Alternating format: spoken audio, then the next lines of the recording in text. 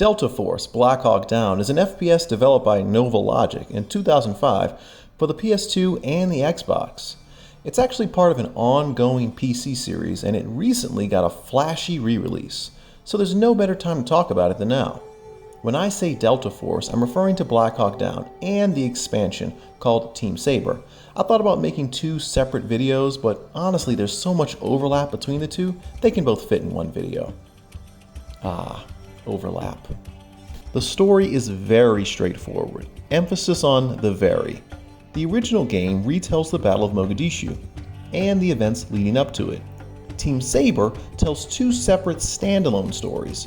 One is about taking down a South American drug lord, and the other focuses on unseating a renegade Iranian general. The main difference is the setting and tone of each campaign. The Battle of Mogadishu is more cinematic. The fight in South America is slower and stealthier, while the Iranian campaign is a mixture of the two. Let's talk gameplay. Delta Force is sort of a cross between its PS2 era contemporaries, with some of the tactics and deliberate pacing of SOCOM, with some of the flash, spectacle, and adrenaline-doused fun of a Medal of Honor. While there are squad commands, and they can be useful to get your buddies out of trouble or set up an ambush, there's no real need to regularly engage with them. The PS2 era was the last time we saw shooters even regularly engaging with squad commands in casual shooters. Modern FPS titles have basically done away with them, so make of that what you will. The game usually sees you moving from location to location on a large interconnected map, eliminating enemies as you go.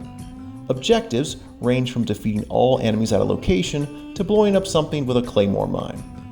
There are also some defensive segments and some on-rails type vehicle moments, and these are welcome changes. Some enemies can be spotted ahead of time using your binoculars, but most of them seem to emerge from spawn points near structures when you get close, so ambushes are just the name of the game here. And what a nut-achingly annoying game it can be at times. Enemies seem to appear from almost anywhere, and even though your largely useless compass points in the direction of incoming fire, you will still spend most of the beginning of your battles trying to figure out who is shooting at you and from where. Looking at your squad mates helps in this regard, since they seem to know where the enemies are better than you. How do you guys do it? Tell me your secrets. Well, what can I criticize about this PS2 era FPS? Well, maybe the fact that it is indeed a PS2 era FPS, in nearly every sense. It's well known that the genre didn't hit its stride until the PS3 or Xbox 360 era to be exact. You use old school medkits given to you by your squad, but there is a finite amount, and there's no meter that tells you how many you have left. Plus, sometimes your allies can't heal you if they are busy, or if your medic goes down, you're just screwed. Oh, and good luck remembering which one is the medic in the first place, since they're not labeled or anything. Also, the constant ambushing gets old. The baddies don't stand out from the environment the way you wish they would, which highlights the graphical limitations, especially at a distance. No one cares about shoddy graphics until they get your earlobe blown off. Oh, and this goes without saying for these types of military shooters, but the story is threadbare and the characters are non-existent. I honestly don't know if your squad mates even had different voice actors, since they were all so interchangeable. Now let's move on from that before I get into a all you Delta boys look the same to me conundrum. Not getting me canceled today, no sir. The problem is that the levels get progressively more difficult, but your medkit supply dwindles as the stage progresses. This makes you play like a timid church mouse. A timid church mouse with a leaky bladder and a terrible startle response. You get where I'm going with this.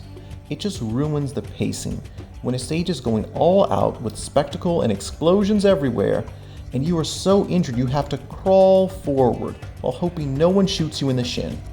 Games like this remind me why the FPS genre moved on from medkits. Thank you, Halo 2. You are my hero. But all griping aside, the campaign is polished, and it clearly was a major focus for the game devs. That's nice, because nowadays, FPS campaigns are treated like the unwanted stepchild, kept locked up in the basement that only gets out on Halloween. So it's nice to see it treated as a priority here. Since I don't have a time machine, I couldn't try the multiplayer. Man, where is Marty McFly when you need him? But the single player lives on forever, and some of the gameplay sequences are cinematic. And when you have the health to really cut loose, the game can be very exciting. And isn't that why we play FPS games in the first place? Delta Force is a lot of things. It's a tactical shooter, it's an action-packed thrill ride, and it's an all-around good time. It draws on history, a lot, and I think having an entire game focused on the Battle of Mogadishu is an interesting decision. I have honestly never seen this period in American military history ever touched on in gaming, so kudos to them for doing this. Besides the unique setting, the game is standard PS2 FPS fare. Does that sound like fun to you? If the answer is yes, then give Delta Force a try. If the answer is no, then take cover and head out in another direction, soldier. Now, I need to grab the next Humvee out of here. Mogadishu is giving me serious dry mouth and the sand just gets everywhere. Remember when everybody else is shooting the same direction.